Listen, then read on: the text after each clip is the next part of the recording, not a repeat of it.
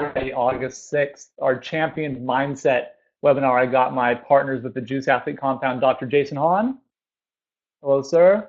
Coach Antony Graf, coming to us from the mountains in Colorado, where it's sideways. Hey, that's how bad he wants it. He wants it that bad. He's not going to let that stand in the way. It is great. All right. Can you guys hear me? Loud and clear, sir. Perfect. All right. We're good to go. Jesus. Awesome. Yeah, on the side of a mountain, literally, whatever it takes. So here, I just want to go over kind of the flow and the expectations, what we want to get out of this today. First thing is, let me just ask you this question. Who here wants the list? Who wants the bullet sheet right now? Should I just email you the bullet list of what the Champions Mindset is? And tell me yes if you want that. I can just email it to you right now. You all fell for my first trap. Yeah, no. So this is the thing. This is not a cut and dry webinar like that. This is probably one of the hardest ones we've done, because the Champions Mindset, and really to reach your goals, we just call it that, reaching your goals is really hard, right? It is not just, hey, do A, B, and C, and you go, I did A, B, and C, it's fine, it's done. Why aren't I at my goals? Part of it is struggle. Part of it is, after today's webinar, you guys doing the hard work and really putting in the time. So there is no checklist for this. Sorry. That's from the journey. That's part of the process. Second thing, this one's not a trick. There are a lot of different groups here today and people in different sports and different goals. So we do believe that no matter where you're at on your journey in this, the underlying principles are going to apply to you. So if we use a specific example about fighting, let's say, don't think that doesn't apply to you. That's just the easiest and most direct way for us to maybe make an analogy. But don't think that, oh, this is just, it's that accurate. We're looking at the big overall picture of this stuff. And so with that said, if you guys aren't engaged, if you guys aren't chiming in, it's not going to work. Right? So we have a saying in these groups that there's no wallflowers, and wallflowers don't reach their goals. So that means if you're going to sit back and think you're going to hear us say some pretty words and magically you're going to not be engaged but reach your goals, again, I told you guys this when we started the enrollment, we're going to tell you the hard stuff today, and that's not how it works. Right? I mean, Coach, have you seen anyone, an unengaged athlete or individual that doesn't really care, doesn't really reach in with both feet, ever do anything amazing? No, I think it's a process for a lot of people. Like some are, like if I kind of go back to myself, I was pretty on the reserve side, but as time went on, I wouldn't succeed unless I came out of my shell. So it's interesting for a lot of you guys as if you want to be a champion, right? You kind of have to come out of your shell. There's a lot of things that you're not going to be comfortable with. So that's my perspective on it. Yeah, it's not being Olympian. It's not something for the recreational. It's something that has to take a full commitment and dive head first in and make sure that you get up at 6 o'clock in the morning and go to the beach and make sure you do whatever it takes. Yeah, for sure. Awesome. Let's see. The last part is, just know this. At the end of this, we expect you guys to have more questions and answers. And that's because of the first thing we talked about, that this is not going to be a, hey, let me just hand you a neat training plan and say, A1, do lunges, A2, do press, do this ladder drill for. It's not. That's this much of this when we're trying to look at the whole system here. So this should be challenging. This is going to, honestly, this is probably going to be the hardest webinar we've ever done, just because there's so many different groups and goals on here. So when you guys dive in, it's going to make it better for us. So everyone on board, give me a yes in the comments. Let me know that you're not sitting back, and we can get cracking. I should see 50 yeses. Also, there's no wallflowers are in this group. I love it. No, it's not a trick. Yes, you're diving in, but I like that you're. You know why, Josh? Yeah, we had 180 people registered. Not everyone wants it. Hey, it's Saturday afternoon. There's something happening. I get it. Okay, that's why we're starting with the big picture of this. We're going to chunk it down to the middle and then to the day-by-day activities. So we're going to go over that in a second. But if you're here, know that you're already making the right steps. You're already doing the right behaviors. But that's, again, as much. We're going to pull the curtain back on things that we've noticed. Dr. On put the slides together for us, so let's follow through these. You guys know me, Tim Thackrey. I was on the U.S. national team with these two fine gentlemen for a long time, with Dr. Hahn, Coach Graf. We lived together at the training center. We all traveled the world together for all of our 20s, and now we've been doing this stuff to help athletes like you guys of all different goals reach where you want to get to. So we say this not just from a place of theory, not just, hey, you know what would be cool? It would be cool if we worked with athletes somehow and told them stuff. Like, that would be pretty neat, right? We're coming from this because we put in the time. We're coming from this because there was times we battled each other over these ideas, and we still do, right? I mean, Tony, how many times do we get on the phone and we're like, 2 hours go by and we're like, okay, this is how it works. We should have done this. This person needs that. Like, that's the stuff, right? Well, it's easy for us because it's our passion. It's constant. Time just flies by. Yeah, totally. All right, so getting in, here's the big problem, right? And this goes to everyone. Why do some athletes succeed and others fall short? Right? That's the big question. Everyone, I mean, who here doesn't work hard? Or anyone here just kind of skate by when you train or when you get into something? Usually we don't have a lot of people who don't want it on these webinars. Usually everyone's pretty motivated. So if everyone's, feels like they're invested, if everyone feels like they are putting it in, then why do some people make it and why do some people not? Okay, so that's the big problem we're going to be talking about from a bunch of different angles. All right, the overview of this, of how we're looking at this, is our overall performance funnel that we created. This is our mind work right here.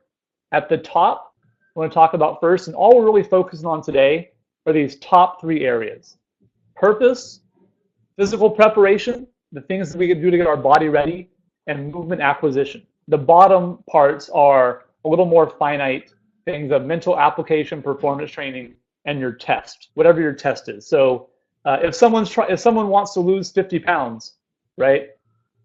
What is their test? A scale, yeah. Hey, did you lose the weight or not, right? And what is their purpose?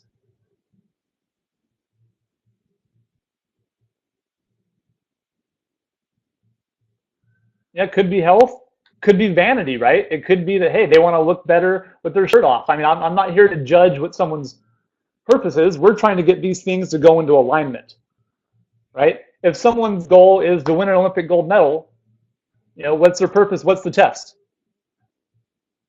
Is the test, nationals? No, it's the Olympics right now, right? So whatever your goal is, we want this to line up for you guys, and that's how we reach the target at the end, right? Well, worlds would be a portion of the test, but nationals and worlds wouldn't be the test because, you can win nationals, not win the Olympics, So we're trying to get those to line up and for you to see that the nationals or worlds is a step along the way, but what's the real actual way we do this, and how do we then get that going? So purpose we define as the what and why of this, right? The what and why. So before you guys write down your what and why, Steve actually had a really good question when we did the Facebook Live the other day. And Coach Graf, I want you to kind of chime in with your analysis on it. Do you remember the question he had? Let me see if I can. I do. I have it right here. So remind everyone the question. And Steve, I really appreciate you jumping in and being vocal about that. Like I said, people not vocal don't get there. But before we write it down, hear this. And this is where we're thinking on a macro, big picture level. Go ahead, Coach. So Steve said, I think there should be a balance of making hard work look easy, ... But man, I have kids that don't even work hard, and they make it look so hard. So it kind of made me think about something. It's an old story called, and many of you may have heard it, it's called The Story of Two Wolves. It's an old Navajo story. And the story goes like this. There's an Indian chief sitting at a campfire with his grandson. And the Indian chief says to his grandson, he's telling him about life, and he says, inside every man, there's two wolves. There's a good wolf, full of love and passion, and never betrays his brothers. and there's a bad wolf who is evil and full of hate and envy and will kill anything at sight just for the sport of killing. Well, it goes on, and the grandson sits there for a second, and he says, well, grandfather, who wins? And the grandfather says, whichever you feed. So basically, I love the story because it kind of transfers over into the next thing we talk about, and banking off of that, and there's three things that we need to do as to approach as coaches and the mindset of our kids to affect them. Because as kids, as coaches, our goal is not to control our children, but to powerfully influence them as much as possible. And there's three different influences that we have. They have the inner, which is how they view themselves, their self-belief or self-doubt. And then we have the outer, or community and friends. And then lastly, we have intimate, which is family. So those are the three powerful influences we have in our lives. Now, how do we influence the inner? There's a simple version of that. That's, changing their vocabulary. If you could change their words, you could change their life, you could change their actions. The community, now as a martial arts school owner, you have some control over your community. Now, I knew growing up at school, that's a different story. When you have teenagers, in Boy Scouts, they call it chasing the fumes, perfume, car fume, or, even in my case, I was surrounded by drugs in high school, growing up in New York City. And so those are things that can pull you away. And I don't care where you are, but those are big influences. And so how do we control that? Is you have to control the behaviors in your school. That's one way. And then secondly, try to communicate with your students and tell them personal life stories as much as possible to try to get them to make better decisions for themselves. And then lastly is the intimate, which is family. And that's the toughest one. But basically, you just have to be on the same page and have an open communication with family members or guardians, or the people who have the biggest influence in these people's lives. Now, the most powerful way to do this is not by disciplining or fear, because we all know that only lasts so long, and I guarantee you there's going to be a coup. A group of your kids are going to say, screw this, I can't take it anymore. They're going to up and leave.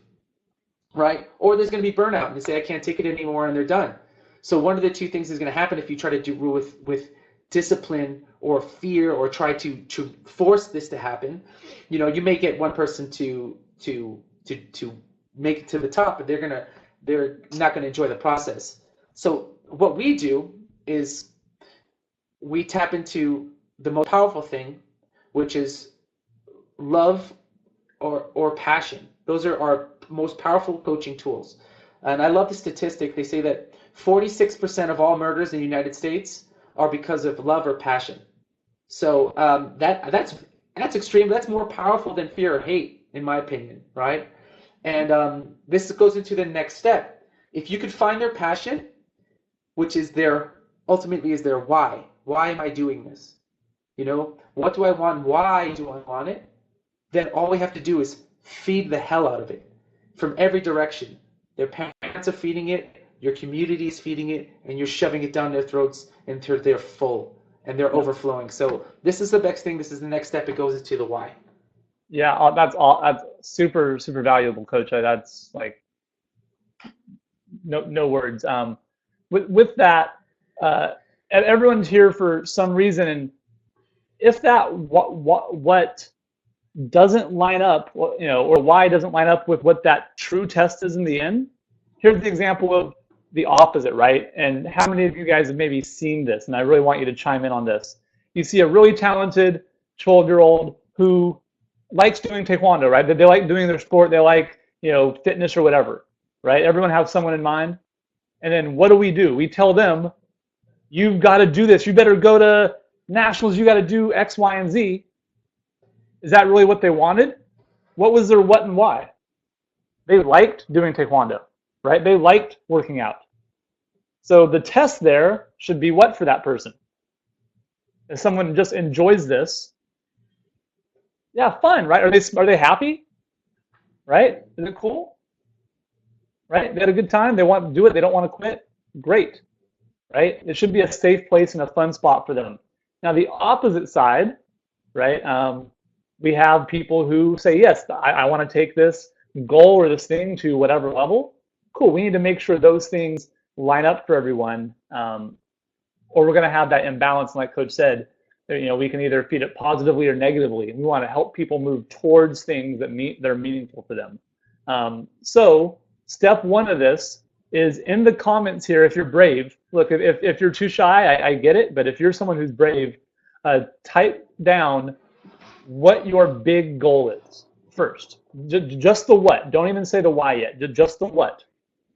So type it down. It'll give you guys a second to type it up there for me. Steve, put someone on senior team. That's awesome.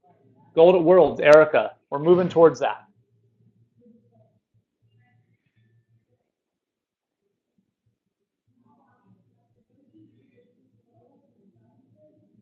Cadet team, I love it. Senior team, strength and longevity. Josh, that's a great one.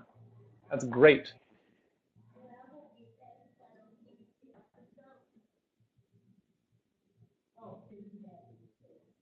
These are awesome. These are all good stuff.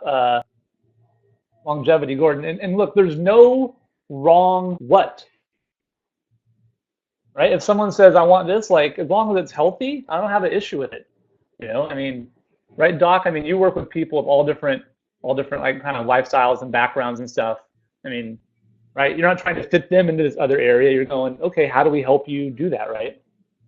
Right. And I think this is important because like what your final goal is, you have to focus on it, because let's say someone, I'm getting medical here, but someone comes in with knee pain or whatnot, and we talk about what their goal is, like, oh, I want my knee to feel better again.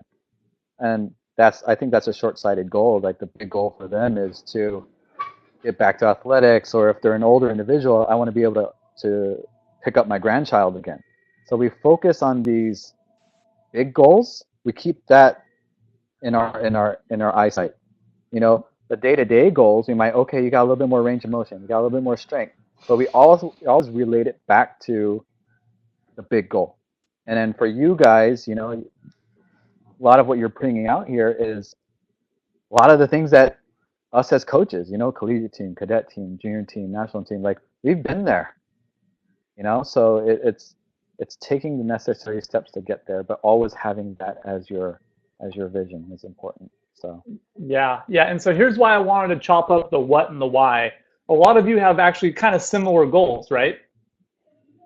A lot of similar goals. And this isn't, I've told this story before. Actually, Coach Graf, maybe if you can give a condensed version, this one, like 30 seconds or so, of everyone has a goal. I see a lot of Olympic champion national team. About 2 years ago, a year and a half, it was actually January of 2015, Stephen Landon started to have a huge slump. Wanted to go to the Olympics, So Coach Graf got to work with him on this. And what did you ask him? I go, what do you want and why do you want it? And yeah, the why. Exactly. And here was the issue. So fill him in on the punchline. Oh, his why. He went to a slump as soon as his why changed. So his why at one point became because his mother, I don't know, knew this, was suffering from cancer. She was dying, and he wanted to do it for his mother. That's a tremendous amount of pressure to have on somebody. So as soon as we saw that, we knew right away. I looked at Tim and I was like, he's got to change why he's doing this, because it's way too much pressure. He's not enjoying this moment anymore. Well, and what you even said to him was that his mom's gonna love him no matter what. Look, if Steven never ever want to fight, you think his mom's gonna be like, this old kid, like some son you are, right? Can't even win the Olympics for me, like, and I remember you told him that, and right, I mean, like, go on. I don't want to steal your punchline, but I'm just always so amazed by this story. Yeah. So basically, we said is that you stole my punchline. We said your mom's gonna love you no matter what, right? And you have to do this for you, or for the reason that's going to drive you. Your why has to be extremely strong. And I could tell right then and there that because of that, it's really hard to, there's a lot of pressure and really hard to enjoy your process and perform when those driving factors aren't the ones that bring you to the top. It's way too much pressure on him. So we changed his why, and what happened? He just started win after win. It just started, the outcomes started flowing. Now I'm not attributing it to that, but if the reason you do something changes your next step, I guarantee it. Like the way you're going to do it. If you're running to save your kid's life, or if you're versus running for pleasure, it changes it. And sometimes running to save your kid's life might send you to a panic, and then you'll pass out before you get to the end. So the bottom line is we have to make sure that what our why is extremely powerful, but in the same way, it's what helps us perform. Yeah, excellent. And I mean, we talk about this, again, this is all the big macro view here. There's 3 parts, the macro, the meso, and the micro, the day-to-day stuff. So we're going to go through each part. For this stuff, what I want us to focus on before you put down the why is, are you focusing more on the end outcome than on the actions themselves? And what that means is, if you're so focused on, I want to win the Olympics. Why? Do you care about this? Look, if you just want to win at something, there's a million things you could win at. Go pick up any hobby, you could probably win at it. So why this specific task, right? And again, winning or being that doesn't tell us anything of how to get there. That just tells us what the end thing is, what the test is, but that's not a why statement. So when you say, I want to do this, right? What is the input of your own time, your own effort, your own belief, your own support systems around you that go towards that? There's a reason we have a saying. If you guys have seen any of the stuff we post when our athletes compete, we'll always say, full effort is full victory. Now, what do you think we mean by that? What do you think we mean by full effort is full victory? Why don't we say, go get the gold today, Jahan. Go get it. Come on, win. I want you to win. What? Win. Exactly. Victory is external. That can be adjusted by anyone.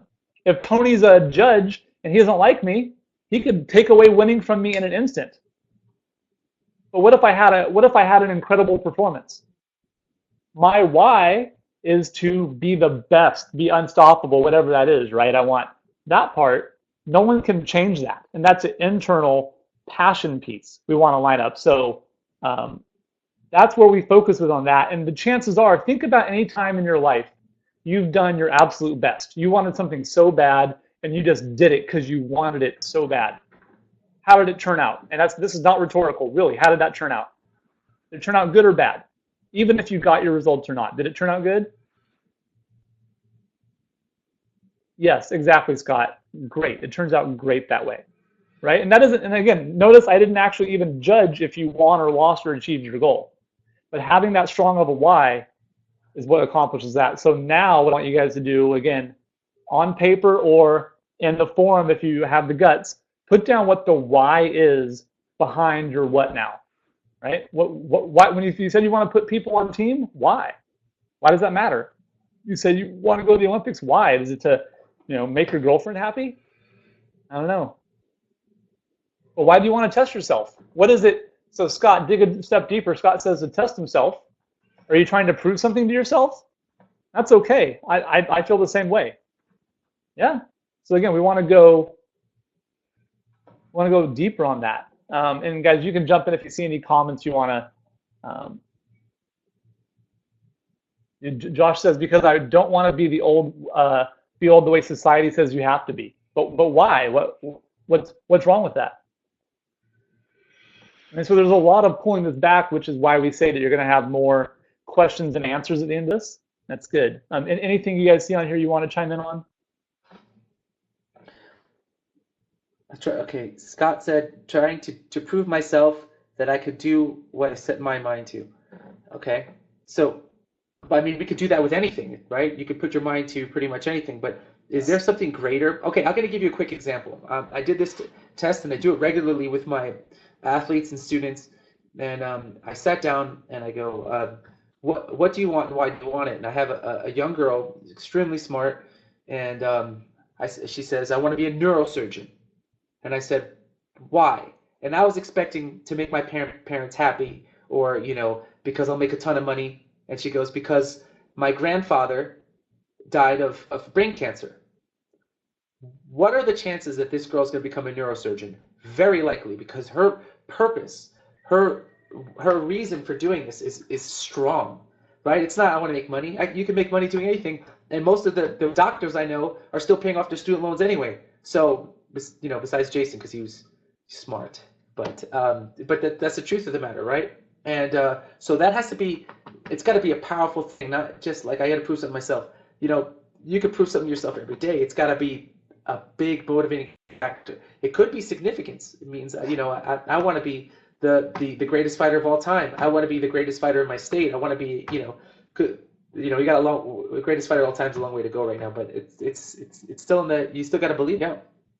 Yeah, totally. Awesome. Thank you guys for jumping in on that. That's where this starts, and we're always trying to bring it back to this, because think of the what and why as the big guiding factor. If it's off by a degree, you may not notice it a little bit, but say you sail for 1,000 miles.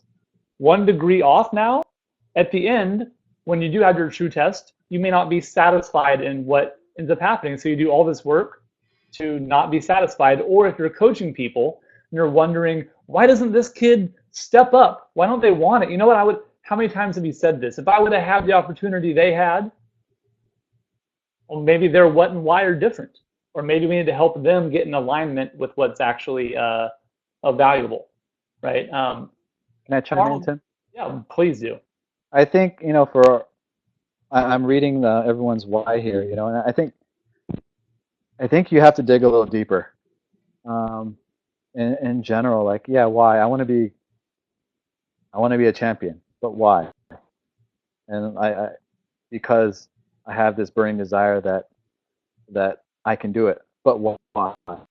Like, okay, there was an event when I was younger that someone said I couldn't do this. Now I want to prove to myself, your true why has to make you emotional. It has to hit you emotionally, because if it's like a superficial type of why, it's not going to drive you through. So like, for instance, we'll talk about like business, like me, Tim, and Tony will talk about business, and like everyone wants to make money, obviously, right? So I can buy nice things, but why? So I can actually, it's down to, if you ask me my why, it's to support my family, right? I want to be able to support my family so I can actually spend time with them versus working 12 to 14 hours every day. But I'm grinding at the moment, so in the future, I can spend time with my wife, my future child. Like, you look at what Coach Graf accomplished in such a short time. He's amazing to me. But the reason why he's so successful, his why is that strong.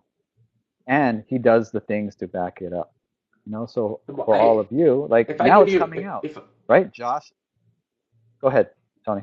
If I give you my why, now when I was 18 years old, I worked in a warehouse, and I did trying to raise money to go to nationals to compete, because that's what I did, and I, while working there, I said I never ever want to do this again.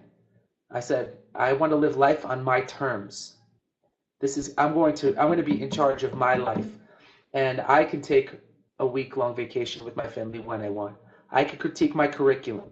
I have the option to send my daughter to a private school. So these are things that I wanted to have control over. My whys are extremely powerful to me, because I have an antagonist. I don't want to be sitting in a warehouse hating my life and then going home and trying to forget my sorrows or whatever I need to do, right? I want to love what I do, and I want to be able to live life on my terms, which I think ultimately all true successful business owners want, right? Because they want that on their own. And so I'm with you 100%. Your why is powerful, Coach, and you got to feed that family, right? But it's for me, it's my rules. I spend enough time with referees. I'm in charge this time. Yeah, 100%, right? Awesome work on this part. So again, we're looking at the big picture now. We're starting to chunk it down a little more. Okay, so you see how we're getting these statements into a little more actionable tasks is what's going to come next. But I want you to think first before we do this. So we all put our what and whys out there. Think of someone who in your mind is a champion. Like you go, wow, that person is it. How strongly do you feel like they believe in their purpose? Like, do you think you could talk them out of it? Do you think you could be like, oh, that's kind of dumb. I don't know if I really, oh, that's like, we're all going to hang out. Do you think they would waver at all? So that's a characteristic of what it takes to, and again, when I say a champion, I'm not talking about the Olympics. We're talking about anyone who's successful in their tasks. That's what it does. So they won't break. So then why should we not treat everyone here the same of going, no, we want to develop that level of passion and commitment in you. That's how it's done. That's not our opinion. That's how it's done. When Arnold Schwarzenegger, Tony's always turned me on to Arnold when we were roommates. When Arnold came to America, do you know what people said to him? Keep it appropriate, Steve. Do you guys know what everyone said to Arnold? Tony, do you know this? Like what I'm looking for? Well, I don't know if it's to get rid of the accent. No. When they said, when everyone said, "I don't want to look like you." Oh, right. Do you remember what he replied? You can't. He told me this like 15 years ago. He goes, "Don't worry, you never." I will." forgot, Yeah, man. Oh, you never will. Yeah, right. Yeah. I said you never will, but yeah, no, it's 15 years ago. But I remember that. Yeah, that's what he said. You won't, because he was that passionate about this, and he knew they weren't going to do the hard work. That achieving these goals don't just happen, right? It doesn't just happen. So what we're looking for now is a little deeper on our funnel, and this is physical preparation. When we say physical, we mean mind, body, everything getting ready. How do you optimize your body for training and competition? We're getting into a little more of the middle view now, right? What I'm looking for here is how these our behaviors affect us on long-term kind of changing plans, meaning your habits. How many thoughts do you have in a day? If you've been on a webinar with us before, you should know this. How many thoughts do you have in a day?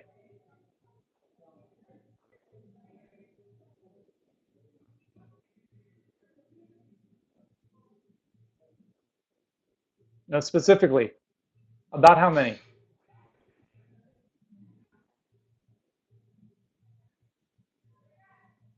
See a lot of typing. 30,000. About 30,000 thoughts.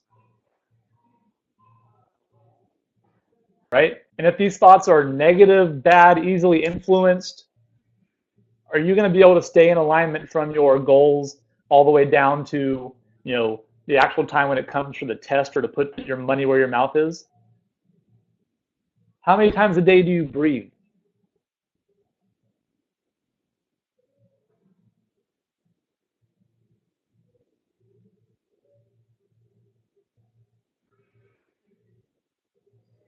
About 3,000. So 30,000 thoughts, about 3,000 breaths in a day. All day, yeah, hopefully all day, right, Alexis? But so we're starting here now. So if we don't help focus on your habits, your thoughts, your belief system of what good ones are and the behaviors and negative ones, I don't care what drill we program for you. I don't care what stretch Dr. Hahn gives you. It doesn't matter yet, right?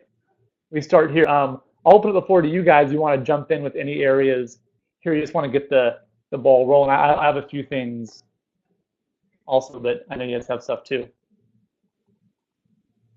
Well, I think, Tim, you hit the nail on the head when you said it's habits, right? Because I think primarily when we think about sports and we're focusing primarily on the training aspect. Like, I'm going to the gym to kick, I'm going to the gym to lift, but all of these other things that are underlying are not being assessed and addressed. So anything from nutrition to sleep to stretching on the regular, stuff like that, the boring stuff, quote unquote. But that is what actually creates the base of any ultimate athlete. And we always bring up Landon, but because he's successful, right? I think when we look online, it's like, oh, he's on the Airdyne, he's lifting, that's crazy. But I think we alluded to it before, like, at our last, when we were doing that next level thing in Kansas City, he was the first one to sleep, first one awake. You know, he stuck to his schedule. He made sure he was getting the appropriate sleep. He made sure when we went to eat, he was eating healthy while we were eating what we do, because it is what it is. But he's just so focused, and his habits are there, you know, and his habits are there in a sense to optimize his ultimate performance. So that's some of the ideas that I have. Exactly. One thing I could say, actually breaking off of what you said before, is that actually a talent on the coaching side is that I had to does anybody know what tempo is? Josh, I know you are. Don't say yes. Does anybody know what tempo is? Okay. Anybody? I'm sorry. I'm sure anybody who's in Tim's programming has some version of tempo. All right, good. So the great thing is about tempo. The tempo is amazing, right? To be able to do things, the tempo. You know, usually Tim has he always has a strategy and why he does it, and what he's trying to achieve and what he's trying to fix. But tempo is boring, right? It's not this exciting thing that you do when you work out. It's not, you know, squatting faster than you or lifting heavier than you. It's doing something extremely slow and controlled a lot. And Tim has this ability to get you excited about it and get you on board, because he explains everything, the why you're doing it, and kind of gets you. I remember going to your CrossFit facility before selling it, and everybody was educated on tempo and was on board 100%. When, you know, if you don't preface it like that, for example, when Dr. Hahn tells you you're doing a single leg deadlift, right? And he's going to tell you it's doing this, this, and this because it's going to fix your round kick. Now you're purpose driven, and now you know why you're doing it, and it's a little bit more intent there. So if you don't have that, involved in the mental application of your workout, you can't just do a single leg deadlift to do it. You have to see, am I reaching, am I extending, am I finally am I hitting somebody's face? Because those are the times when it's really going to switch and it's going to work for you, because it's really applicable to your real life. So I'm sorry, I just wanted to go and give kudos to both of you guys, because you do that in your videos, but when we're doing it on our own, are people really doing it? Are they repeating this stuff? Right. Yeah. Or are they reaching for the end result? They want to do this kind of thing without putting in the actual reason or prescription behind that task, right? You know, so in these physical prep areas, again, starting with the habits, there's a reason why those of you that do our Pro Coach nutrition program, there's not a nutrition plan to start. And everyone goes, hey, I want the nutrition, hey, just tell me what to eat. Just do it, right? So then why do we start with the habits first? Now, why does that make sense? And again, chime in, guys. It's not a rhetorical question. Why does it make sense if I want to fix someone's nutrition long term? Why do I focus on their habits first? A principle, not a bad idea. What other reasons might that work? Yeah, exactly, right? If we don't change those long-term behaviors, yeah, eating bad is a habit just like eating good. It takes the same amount of effort, right? Hydration, calming your thoughts. If we have 30,000 thoughts a day, you only eat 3 meals or 4 meals. Well, let's focus on the thing that affects you the most, right? And so when it is time, exactly like Shelby says, you might be tempted to cheat, but you're aware of that first. You know why you're doing that. It's going to be a little easier when we finally say, hey, here is the macronutrient plan. You're going to stick to it, right? So champions, I believe people that do this do have this strong self-belief. You can write that down. They have to, like, who's an example of a really mentally strong athlete in any sport, guys, in any sport?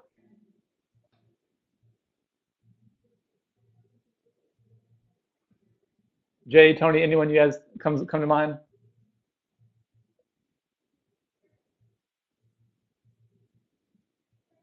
Aaron Rodgers, all good ones, almost all good ones. And I would even say Lance Armstrong's a good one. I think so.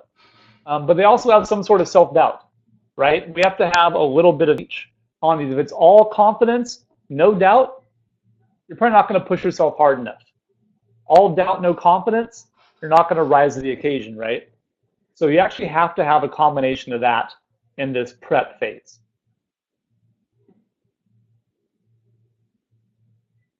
Tony Hawk, I like that. I like that. Okay, so now everyone has their what and why. I want to look down to that middle view.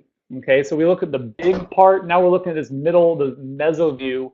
This is the area that connects the what and why, the big part, with the daily task. So this is the stuff that comes, 1, 2, 3, 4 month periods or so, right? And Doc, there's a reason why we have quarterly goal setting sheets for all our clients, right? Everyone goes through quarterly goal setting. Right, absolutely.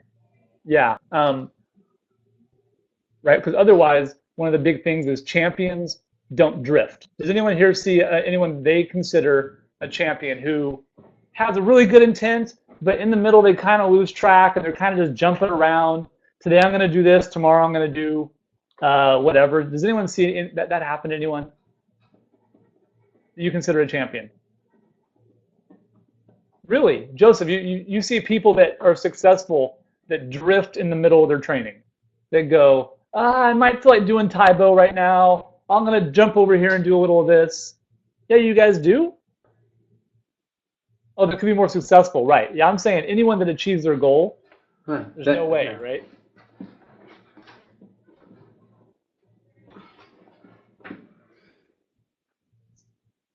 Right, when we do, I'm trying to get the comments here. Right, so Doc, maybe you can talk on this. When you work with someone on like a corrective plan or a strengthening plan or somewhere that you know it's not, they come in one time, they want to be fixed, and we know that's not the case, right? Look, to do with Jehan, with Coach Jehan, rehab or prehab is something that you need a coach to keep you on point, motivated, and check you on, right? Because that's something that if at a long enough timeline, if you're not fixing these things, something's going to blow, right? If you're driving and your alignment is off, right, and you're driving, you start to drive faster and redline it, your car is going to flip and you're going to lose a wheel and shit. Oh, excuse my language. Everything's going to go bad, and it's happened to me, right? Because you're ignoring things, right? Where you have a traumatic injury and you just bust through it and you don't fix it, and then I pop my ACL for what reason? Well, and I'm sure that if Dr. Han was around at that time assessing me, he would have said, take care of that hamstring and before, and make sure that we'll recover that first before you start fighting hard again, right? So, and then secondly, he would have told me that, if I was a little bit more disciplined, I would have been I would have been more hydrated and at the time, because let me preface the story because I was an extremely disciplined athlete. I blew my ACL after I had lost the finals Olympic trials, but I was training. I was getting everybody ready with an Olympic camp. I had Denmark and a few other people there training, and I was fighting hard when I probably should have been recovering my body, but I was doing it out of ego, and because of it, I had a huge injury, and I wasn't hydrated, I wasn't taking care of myself, I wasn't eating like I should have been, and I wasn't taking care of my injuries. Those three things that I'm usually so diligent about, and I lapsed after a huge loss, and I hurt myself. But that's why we're here. You have a coach. You have a coach to keep your training regimen on point. Your nutrition and your prehab, rehab, and mobility. Because if you don't take care of that stuff, you're not gonna have a long career. So. Sorry, yeah, that's just my rant. No, it's dead on, because here's the truth of the matter is us saying this stuff to everyone doesn't mean that, we're on the mountaintop and we were perfect and everyone else is not. It's us looking at this stuff, and I think that's an actual behavior that people that are successful do, is they look at the reasons why things did or didn't happen. So, look, I lived with Tony. He's one of the most dedicated athletes I ever met. Are there still times we go, God, that one, I could have done even better here. I could have done even better here. Yeah, of course. So if you don't have the ability to have that view with yourself, I think you're probably not doing it right. And let me say this, and this is something I want you guys to write down. Do you have people around you that can tell you that honestly? right? Meaning being a good teammate. So think of this. There have been athletes that I've worked with that I've had to tell the truth explicitly, and it was not what they wanted to hear. They couldn't take it. Now, did I tell them like a jerk? Was I rude about it? No.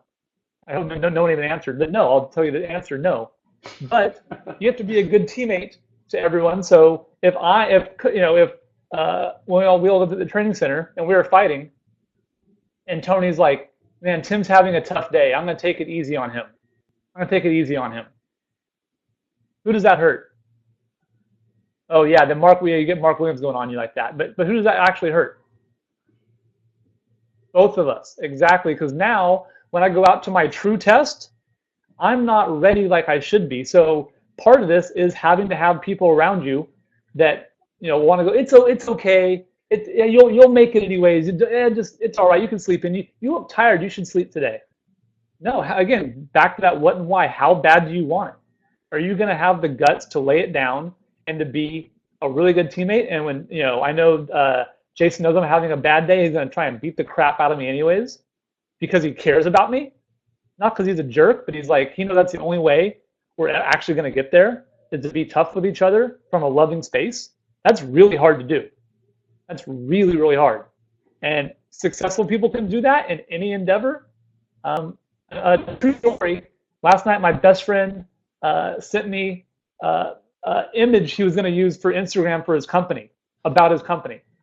And it was a cool picture and like a bunch of words. And I go, I'm sorry, I hate it. And he was like kind of butthurt about it. But I hated it. It sucked. He's in design and it was a bunch of words. It's not going to work. And I know that. So but I could have been like, dude, you're the best. Awesome. That's not how champions are made. Right, David, right? If everyone told you, it's okay, David, you're plenty fast. And David was really fast. Hey, David, don't try and get faster. You're okay. Is that going to work? Hey, David, don't try to use your left leg, David. You're okay. Hey, David, it's okay. It's already fast. It's already good. It would just never fly, right? Okay, so Can I jump in, Tim, real quick? Oh, do it, baby. I think it really comes down to communication, like you said, communication and education. So if anyone's coming to me and I'm like, okay, I want you to roll before you do this because it helps with your injuries. It's like, it doesn't really give any effect, right? So it's like, look, you need to do this to prep your body so you can do this and that. If you don't, this is what could happen. So now, like, I can give the information, I can give the education, but it really comes down to, can the individual find their individual why and what and goals and stuff like that? Because what's the saying? You can lead a horse to water, but you can't make him or her drink. And it's the same thing. Our job is to help, but we can't make you do whatever it is. I can't impart my goals on you. So it's important, anyone from a rehab standpoint or even someone from a performance standpoint, to find out what they actually want. I was top secret, but I had an interview on the phone with an NBA basketball team literally 3 days ago. And then they asked me, well, how are we going to get so-and-so to do this? He's like, can we use this? If you had an unlimited amount of money, would you want a force plate? Would you want motion capture? Would you want this? And I said, it doesn't matter. And they said, what do you mean? You have all this money. I go, it matters if they buy into the philosophy. If the philosophy is movements and players first, then we can move on. But all this ancillary stuff is fine. It looks great on the outside. But can the individual buy into the philosophy and believe it's actually going to help them? That is the ultimate why and how it's going to work. It's not all this foo-foo stuff. We can't throw a bunch of money and it's going to make everything better. Yep. It comes down to the internal.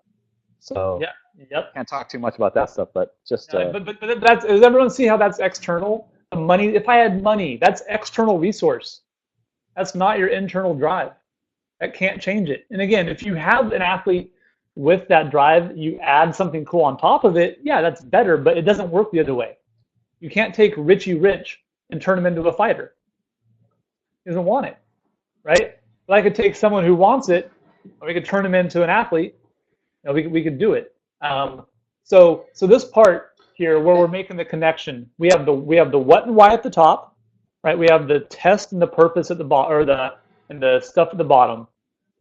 The program is what makes those two things connect, right? So let's say, again, for this example, someone's purpose, they want to win the Olympics, right? Their test is the Olympic Games. We do the assessment stuff on them, and they need to be faster, right? So now this is where the program, the couple months, 6 month long stuff to make someone faster matters, right? Can I get them to stick to this plan and do it over and over? If you're doing random drills daily, will that end up making you faster? Yes or no? Type in the comments. If I say, hey, you want to get faster? Cool, you wanted it. We have to actually train that, systematically train that, correct? If you want to get more mobile, Dr. Hahn writes you a mobility prescription. And you do, some days you do it, some days you do this other stuff. Will that get you there?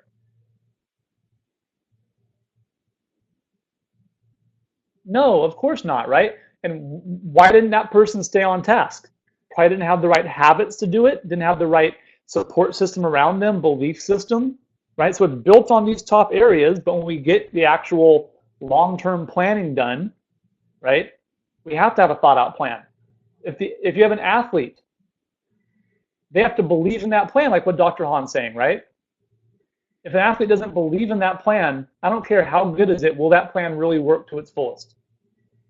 If they're doing 80% of it, like, I'm not sure it's going to work or not. If you see like the top of even Coach, Dr. Hahn's assessment, and if he worked with an athlete and said, "What's your why? Why do you want to get better?" Right? And if he was able to tap into that, like, as their doctor, as their PT, trying to get them better, if he says, if he starts to slip and he can tap into that why. Well, why? Because it's always been my dream to play for the NBA, and I want to be one of the greatest basketball players of all time and leave my legacy behind. And on my grave, I want them to say that. Now if their person's losing motivation and he could tap into that, how much more diligent is that person going to be about their rehab, right? Which is typically in our own minds is boring. But if you do it with purpose, and you tell somebody and they have a reason behind it or a carrot to chase, how much better is that? So as coaches, right, you always have to kind of tap into that why. And that we do that on a regular basis. I do that with my kids fitness program, and I know Coach Thackrey does it on a regular basis. And Dr. Hahn, that's ultimately people come in there with the intent to get this better. It's an easy picture. But when it's too broad and it says, I just want to be test myself, right? You tested yourself the first day, but you didn't get anywhere, right? You need to be on that thing. So it always comes back to this one circle of life where it comes back to, why do I want this, right? And I think that's going to, yes, if somebody says yes with purpose, right? And learn from tests. Yeah. So, yeah. Sorry. Yeah, no, don't be sorry. This is super, super valuable stuff right there. What was I gonna say? All right. We'll go back to my notes. I had a note I wrote down because like anytime we talk, he'll spur something in me, and I'm like, oh my gosh, this is so good. So I make the note on that. Okay, here's a question, and we're getting to where we're going to transition to the next part. Do champions make sacrifices?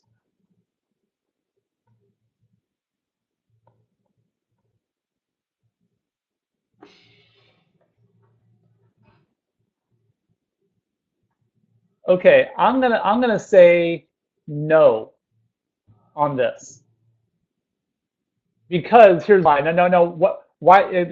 Carl nailed it. They do not see them as a sacrifice. If it was something they were actually having to go, I can't do it, then that doesn't work. How many times have you seen an athlete on Twitter or on Facebook having to cut weight, and what do they say? Gotta cut weight right now. Do you think anyone in the Olympics has posted that? Anyone in the Olympics has written that?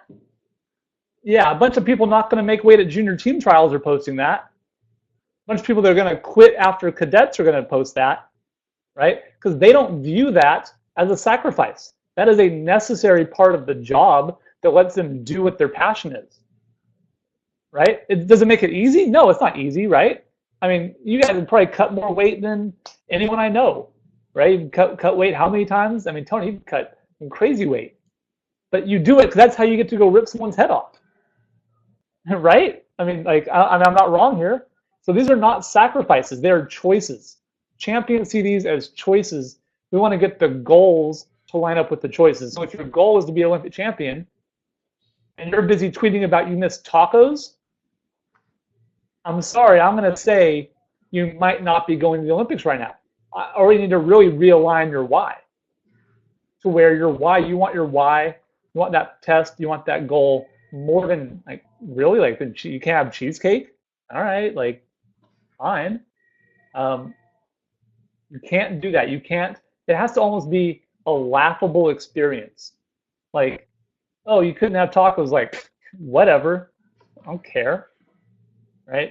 Any experience on this, guys, that you've seen? I know you work with tons of people. I mean, in these areas of times of sacrifice, or and that meanwhile people are busy talking about tacos on Facebook. It drives me nuts. It drives me. It just, we know it's not going to work. Josh says, why don't they just train and live at the weight they fight at? That's a loaded question. That's Yeah, circumstantial. Totally. Yeah, totally. I mean, if it's an Olympic weight and have to cut to, so, and ideally, if it's unhealthy, that's the coach's job to check them. If it's, you should want to make a national team member so bad that you sacrifice their health, and it's going to bite you in the butt in the long term, and they're going to hate you forever. Promise you. Yep, totally. The final part of the connection piece, Doc, maybe you can bring it back around, this physical prep, making the connection with the training plan, because there has to be some sort of plan, right? If your athlete doesn't believe in your plan, they're not going to do it, with the purpose of their sport. So when we talk about actual movement acquisition stuff, right? Saying, hey, this person needs to do single leg deadlift. They need to do this movement this many times. And the connection between that and fighting, that and their sport, that and unlocking their full kind of ability. I think yeah. when it comes down to movement acquisition, we can look at it two ways. So, like, let's say we're looking at strength and conditioning. So just purely strength and conditioning. Okay, can you hinge? Can you squat? Can you push? Can you pull? Can you rotate? Those are the main things in order to, if you can fine-tune those movements, then later on you can load them. So, like, I would much rather have you hip hinge with a PVC behind your back before I load you up with 235 with the bar. So it's basics, like learning your basics before you work on the more complicated things. So if we're looking at the other side of things, like, even fighting, like, are you so worried about working like your cut flip? All of these, I recently had an athlete, he had a hard time going a cut axe with the front leg. Okay, pretty basic. His cut is like, well, I'm not flexible enough. I'm not doing this and that. And then I was like, okay, don't do the cut. Just do an axe kick with the front leg. He could do it. So what does that tell me? It's not a flexibility issue, right? What I'm doing is breaking it down into its basic parts. Like in Pumse, can you do front kick? Can you do roundhouse kick? Can you have a good horse stance before doing all these other things? So in essence, we get so focused on the end goal, right? And Tim alluded to it before, like, oh, I want to be able to do this move. Like, maybe you should step back a little bit and see if you can do the basic things first. So it's all about breaking it down. If we're looking from a performance standpoint, from a strength and conditioning standpoint, it's the same thing.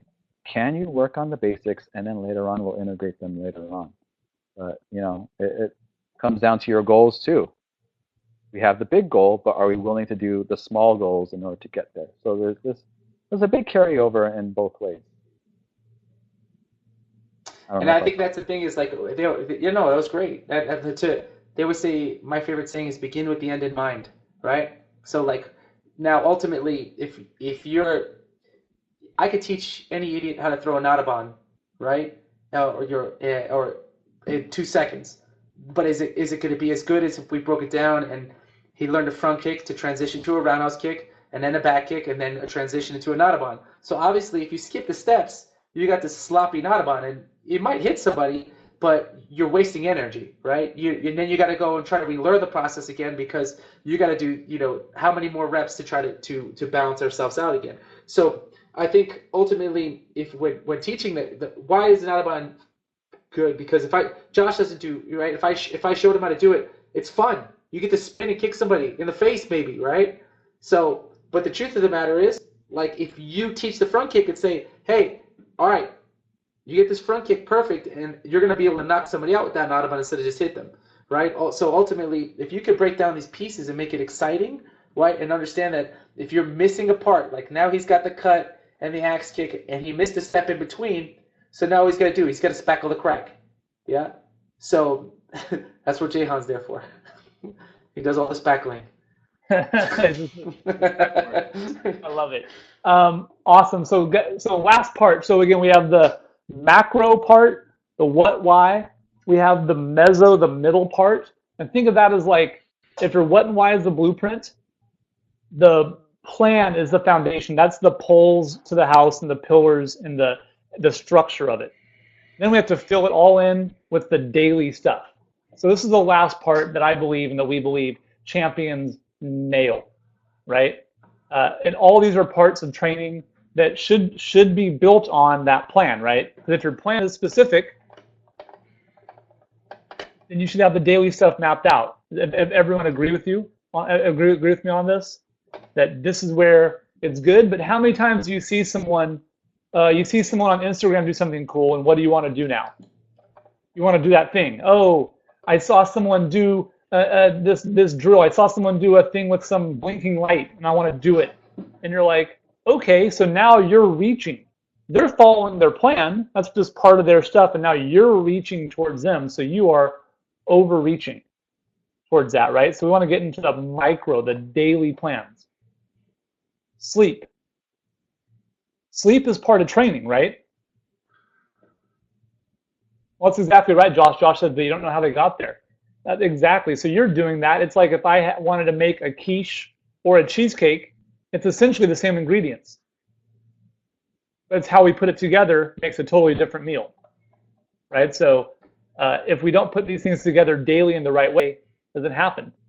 Your daily rituals, the things we do to set ourselves up for success, built on those habits, right? Breathing, nutrition, recovery. Recovery is part of training, right? All this stuff adds up to, and this is what I got from Coach Graf, obsessional, narrow focus. Write that down. Everyone take your pen and paper out. Write that down. Obsessional, narrow focus is one of the final features champions have and people that reach their goals have that others don't. Coach, doctor, you guys want to jump in on this and have some space to talk about obsessional, narrow focus of any of these areas here for the micro goals or anything specific you want to jump onto? My favorite quote is, obsessed is what the lazy call the dedicated,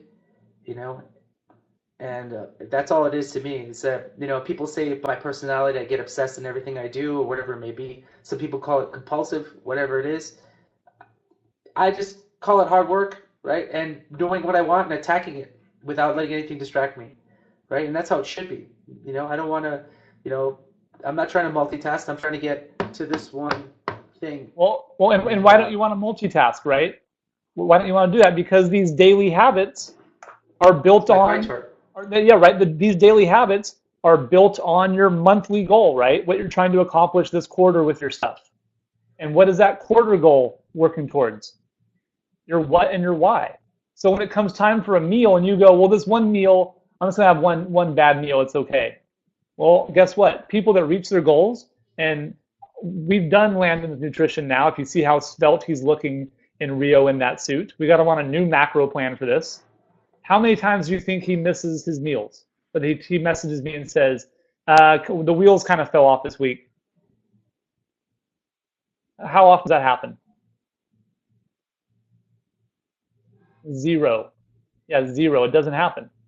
Nothing special about him. It doesn't happen. But because these workouts that we're doing are trying to get him somewhere within months and years, he has to fuel his body properly and sleep properly. Otherwise, he's not going to be where he needs to be in 3 months, right? And he's not where he needs to be in 3 months. He's not going to be able to reach his ultimate test. And then his what and why are off. So all these parts should be set up. And that's the biggest thing. Sleep is part of training. Your breathing is part of your training. Your recovery is part of your training. It's not optional. Your nutrition. It's not like, oh, I'll start eating good in a few months. It's not, right? Not if you want to get there. If you don't, now again, look, if you don't, that's fine. Or if you say, I'm just here to have fun, again, your what and why is to have fun, so your test is different. That's cool. But these daily micro goals really matter, but they have to also match what the plan is and what your vision is and what the what and why is. Which ones on here do you guys struggle with? In any of these that everyone feels like I'm incredibly bad at this?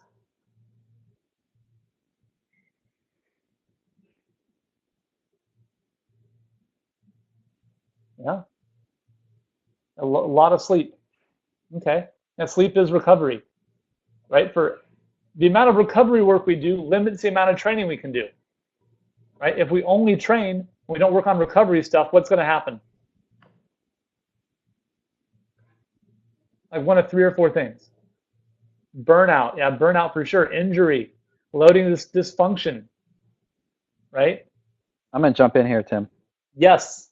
Yeah, because like a lot of people said sleep, recovery, stuff like that. But I think the part that is actually lacking that no one's saying is related to burnout. Is the mentality, because it is a grind to train this much, to deal with success and failure, lots of failures.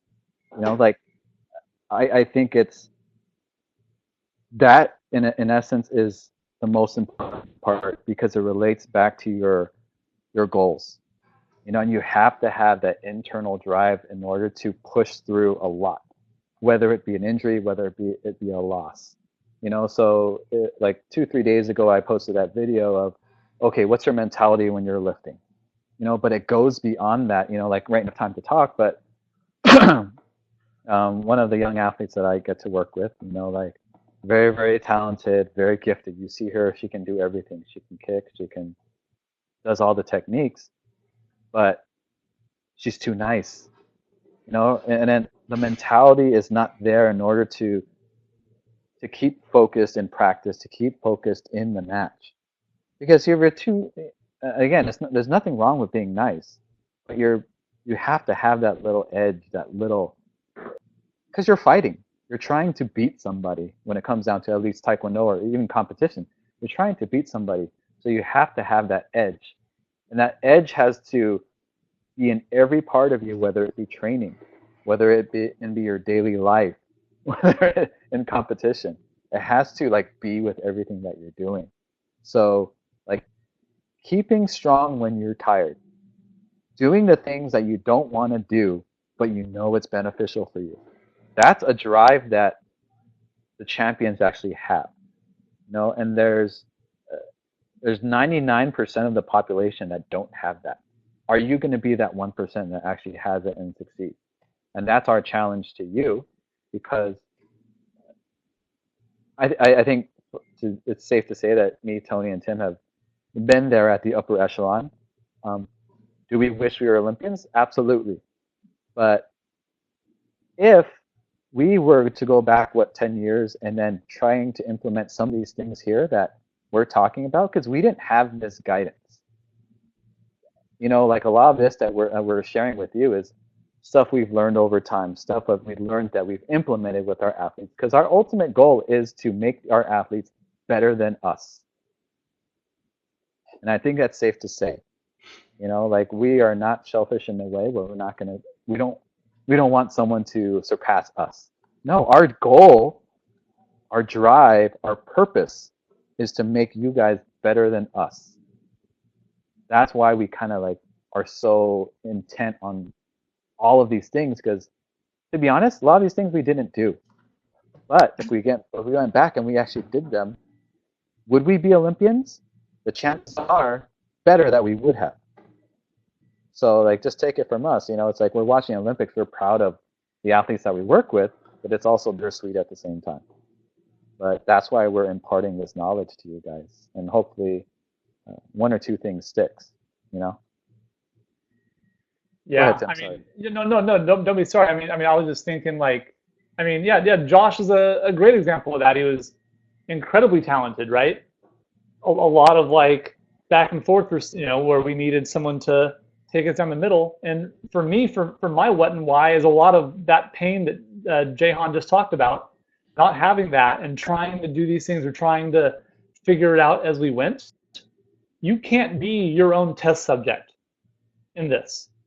Like we were, you have to be inquisitive. You have to be trying to find the stuff forward, but you can also get there faster when you just go to the source and try and put in the work there. You still have to do the work, but you're closer. Where we were, I mean, like how many times were we just going like, I think we should lift like this, and we weren't sure, and like that's all. You can't be your own test subject for this. It's just impossible. So for me, knowing that pain drives me a lot to try and help other people get there faster. That doesn't mean they won't have pain, because there's always, again, that initial thing we said, there's going to be pain on this journey. There's not a shortcut. There's not a thing, but we can go closer to the source and get there faster by putting in the right work, the work that we know needs to be done. So these areas, obsessional, narrow focus on all these parts happen daily, right? And we're trying to do them daily because we have good habits. It's built on good habits. It's built on good stuff. It's built on the good movement acquisition. Like in that video we did, Doc, where Dr. Han and I filmed a 5-kick sequence video where we break down mobility, correctives, strengthening, agility, and core control for the 5 major kicks, right? So that way, when you guys have, you go say, hey, I want to improve this kick, you have us kind of guiding you through that daily to do that. So it's not ready yet. I think it'll be ready in September, Erica. We're gonna do it, but yeah, it's what axe kick, back kick, front leg face, round kick, and like turning or an axe kick, I think, right? I can't remember them offhand, but it's putting that what and why into the, well, hey, here's why you do a lateral lunge. Here's why you would do a single leg deadlift. It fits like this, so you guys can have purpose in those training parts. But if we don't have all the parts here, it's not going to work.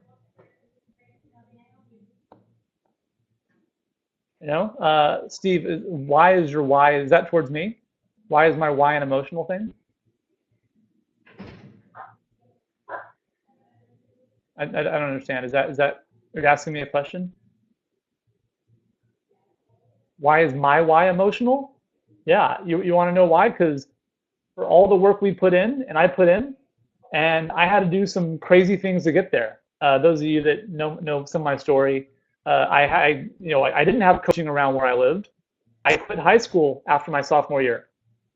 Moved to Los Angeles. I was homeless twice because I didn't have the money to train or have a roof over my head. I did. Literally with my car. I was on the national team, and twice for months at a time, I had to do that because we were putting so much time into the discovery or the guessing or trying to train phase that's still with me. I still know when I see an athlete struggle with stuff where they're at. So for me, that's really drives a lot of this stuff. Was I obsessionally focused? I think everyone here on this on camera was, for sure, and that's why we still want to talk about this. That's why we still do this stuff. So it was, Tim. There was it was a year ago. I was doing a seminar in Texas, and I was working with a bunch of athletes, and then I saw how hard they were working. I saw the sweat, I saw the tears, and then I think it was the last day, and I was just talking with them. We were sitting down talking, and then they're like, "Whoa, why is Jahan breaking down?" It was because I was there. I was exactly where they were. the blood, the sweat, the tears, right? It's a cliche, but it's true when you truly are trying to reach that goal. And I had a tremendous amount of respect for them. And I wanted to help them, kind of like you said, like right now they're kind of just searching for the right thing. Here I have the ability to kind of lead you, right? Can you, instead of getting there in 5 years, you might get there in 4 or 3 or 2 or 1 or 6 months. I don't know. But I know I can get you faster than if you were to do it yourself. And that's our ultimate goal for all of you, is to help. That's why we do what we do. Yeah. So. Yeah, totally. Last thing I'm going to say on this part, and then we'll open up for a little Q&A. I know we're running a little long, so thank you guys. There's so much good info, and you guys were really good about jumping in with questions and comments. These 3 parts, the macro goals, the what and why, the meso goals, like the training plan, and then the micro goals, sticking on daily stuff like you're supposed to and not jumping around back and forth. They're cyclical, right? The stuff you do daily, those become your habits and who you are. That affects your belief in your what and why, right? As your what and why gets bigger, stronger, more focused, does that change the middle training plan again? Like the 2-month, 3-month, year plan we might write? Absolutely. So one part, you can't just have that and expect the others to not work. It takes each aspect of this constantly being worked on and nurtured. And like Coach Graf said, fed. I love that word. You have to feed it and actually do it to make that happen and make it a reality. You can't just pick and choose like, I'm going to do some sleep and I'm going to eat like crap. I want to go to the Olympics, but I really just want to impress my girlfriend. And I'm going to jump around. I want to, say I want to get faster, but I want to try and do a strobe light training thing and go for a 10-mile run. Like, okay, we know right now it sounds ridiculous, right? That sounds like a ridiculous scenario, right? There are people all over the world that are approaching their training like that, and probably people on this call, unfortunately. And so we want to say, hey, we know a better way. We know a better way. It works, but now what? There is a better way. I want to open up the floor to questions. Maybe take about 5-10 minutes if there's any good ones, or if Coach Graf, Dr. Hahn, you guys have any things you want to add in. Here, does anyone have any questions for us about what we went over today, or things you want clarified?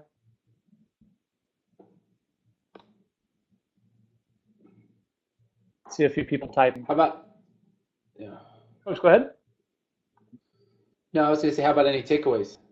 Yeah, that's great, yeah. So what are some takeaways you guys had for this? I want to see who has the guts to type up their takeaways in the comments. Anything. Like I spend a lot of, I travel a lot, do a lot of clinics, seminars, wherever I can, because I always look for that one takeaway. If I learned one thing, then I'm very grateful. For sure. Yep. Nice, Alexis. Nice, Jessica. I'm gonna address, like finding out people's why is a hard thing. Absolutely, exactly. That's why communication, honesty, and actually showing that you care about them is the grounding foundation to actually getting their why. If they don't feel like you have their best interests as yours, they may not give you their why. So, complete, honest, caring, empathetic communication is the key. Yeah, absolutely. Realize the why of your goals. These are good, really good takeaways, you guys. Really good. Yeah.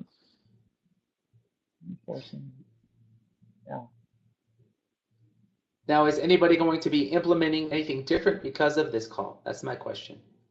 Is there any action that they're going to be taking? Or is anybody that would like to make an action?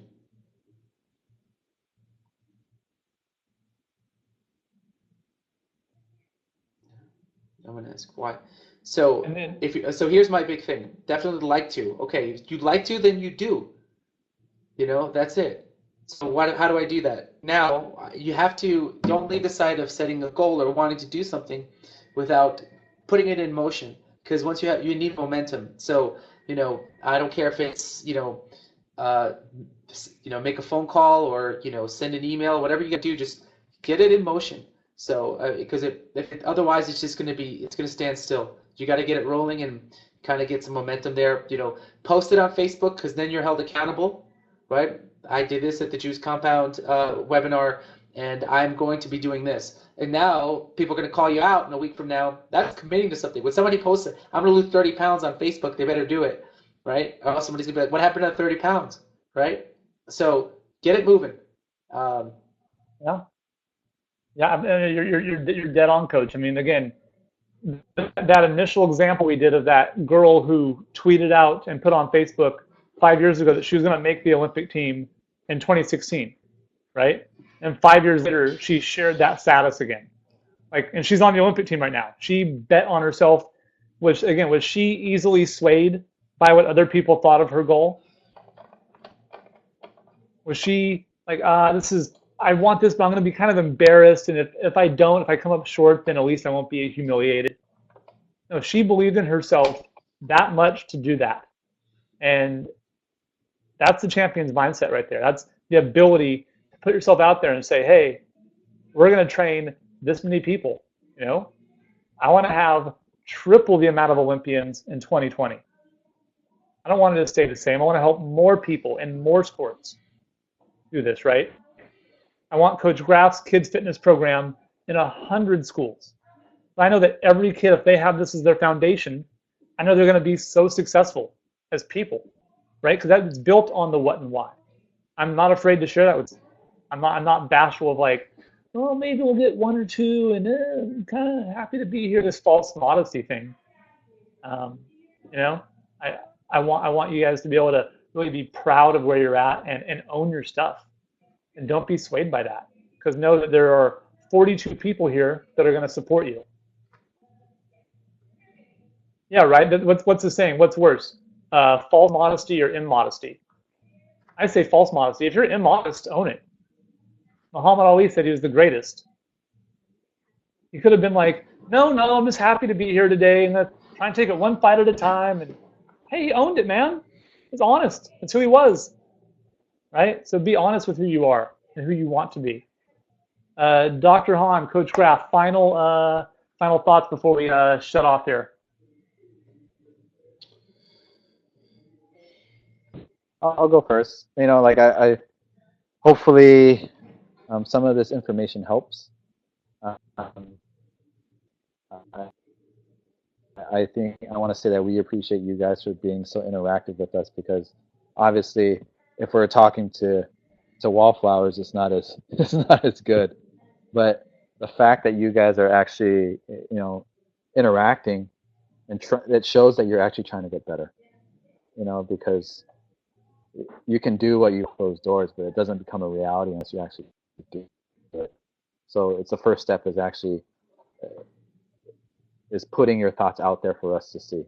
Mm-hmm. And like I said, we've been through a lot.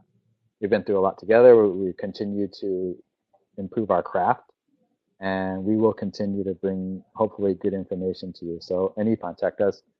Again, our information's there, and we're here to help you guys. So yeah, hey, thank you to everyone here.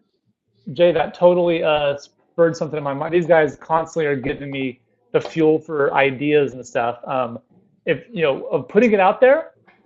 If you tag us in that, if you put on Facebook, tag us. If you're not friends with us, friend request us and tag us in there, and we'll give feedback on it. But you got to put yourself out there, right? And that way I'll know if you put it out there or not. If you tag me, Jay Hahn, and Coach Graf in this stuff, and you say, hey, here's my what, here's my why, here's what I'm going to do, I promise you I'll personally respond to every single person on it. Okay, but you got to do the work. I can't post for you.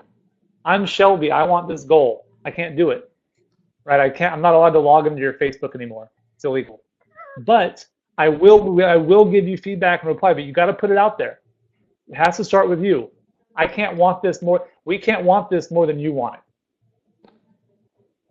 it. We can't want you to get up more than you want to get up and make it happen. Coach Graf, final word. Yes.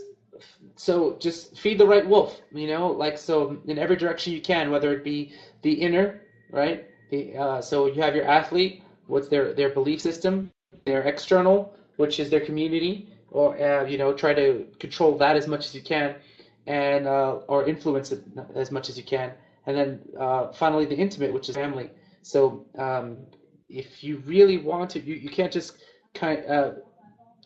make suggestions. You kind of have to feed everybody around you to make sure that you have a strong athlete, and whether it be PT or a proper program or nutrition or all those things. These are the moving parts to build a better athlete, right? It's not just this one thing, but you got to make sure that it starts with their beliefs, right? And that their beliefs are inner, community, and intimate. So feed them. That's where I'm at with that, guys. Thank you so much. I'm grateful for the opportunity. I'm always grateful to I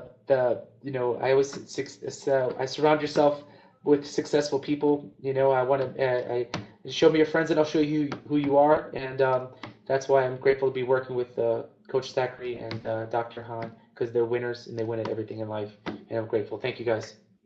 Thank you, sir. Last thing I'm going to say, and thank you guys all for taking the time to be on here. We're going to put this recording up on YouTube, so if you want to watch it again or share it with someone, we'd love that.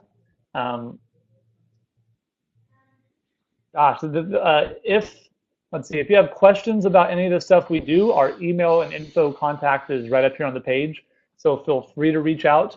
I do want to thank Coach Graf and Dr. Hahn for making the time to be on here.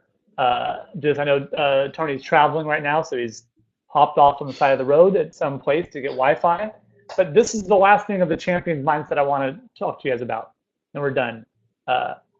What behaviors do you see people actually exhibiting that are in alignment with their goals? So when he says, we want to make this awesome and do it, this was really tough, but I know it's important because he did some really hard things to make this happen, right? Would everyone agree with that? He did. That's not easy to do that. Dr. Hahn has to push his schedule all the way early on Saturday. He's up even earlier than normal now to be here. So these are behaviors that are in alignment with their what and why. So I want to see you guys, what behaviors are you going to do? Are you going to tag me in this post?